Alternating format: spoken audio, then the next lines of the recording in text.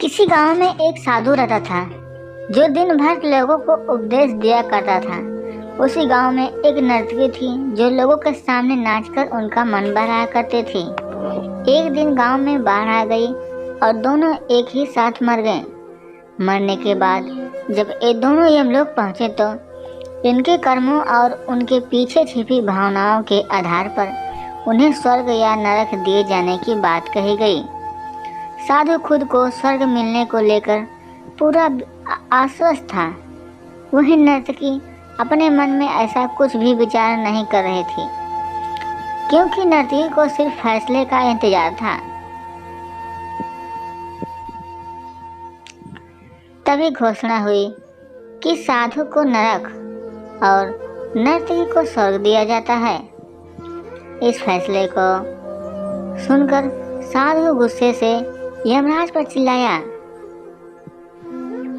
और क्रोधित होकर पूछा, यह कैसा न्याय है?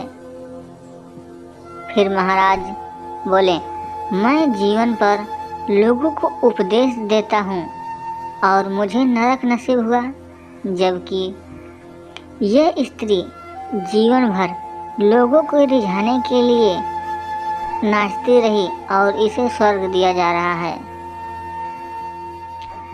ऐसा क्यों?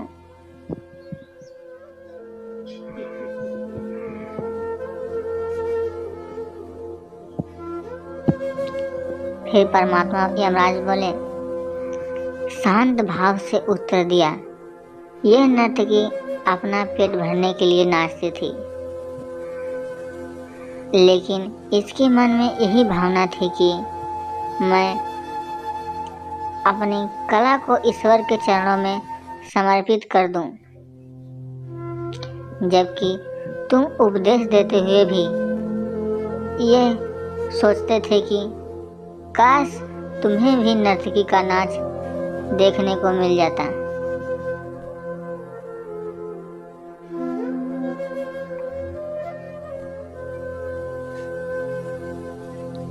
हे साधु, लगता है तुम इस ईश्वर के इस महत्वपूर्ण संदेश को भूल गए कि इंसान के कर्म से अधिक कर्म करने के पीछे की भावनाएं मायने रखती है। अतः तुम्हें नरक और नर्तकी को स्वर्ग दिया जाता है।